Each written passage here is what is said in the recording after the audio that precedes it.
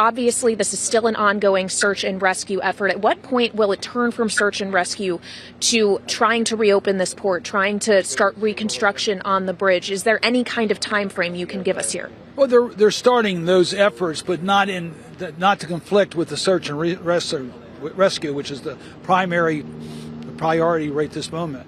So search and rescue is the priority, but they're already planning on what's going to be necessary to get the channel open and to get this bridge replaced. Every day it's closed, every day the harbor's closed, it's millions and millions of dollars lost to the local economy. People are going to be out of work, they're not going to get paychecks. We got to move with great dispatch, but first let's see whether we can't save some lives. Well, and we've heard from the governor, of course, that saving lives is the #1 priority at this point. We also heard from him a description that this is not going to be short. We heard similarly from Secretary Buttigieg talking about how this could be a long haul here. What kind of timeline are you expecting in terms of when we could see transit flowing again? Well, here's the challenge. You got a large vessel that's stuck in the channel, partly in the channel, partly not in the channel.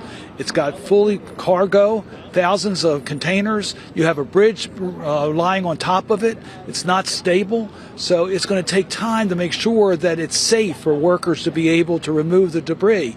That's going to take some time. So we'd like to see the channel opened as quickly as possible, and we're going to make sure it's done that way. But it's got to be done safely in a manner in which it will allow commerce to continue.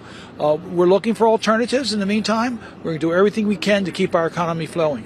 We heard from President Biden earlier today, and he suggested that the federal government will be footing the bill. Essentially, he would like to see the federal government paying for the reconstruction of this bridge. He would have to ask you and your colleagues, though, in Congress for that funding. Do you have any doubt, Senator, that funding will indeed pass? Because we've seen some difficulty in the funding department in Washington these days. First, let me thank President Biden. He was very clear. I had a chance to talk with him, and he was very clear about the federal government doing everything in its power to cover the costs and to help us get it done quickly as possible. He has a lot of authority and he has a lot of resources available. He'll probably need more from Congress. Our delegation is laser focused on making sure we get the help from the federal government, from the Congress that's needed.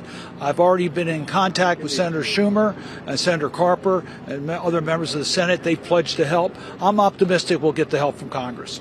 All right. And Senator, finally, as we are still here in Washington talking about the search efforts underway, have you had any update on those 6 individuals that are still unaccounted for? Have any of them been found at this point, to your knowledge? To my knowledge, none of them have been found to date. My knowledge is about an hour old, so I don't know what's happened in the last hour. I know that there's active searches going on by the Coast Guard, but as of this moment, the 6 are still unaccounted for.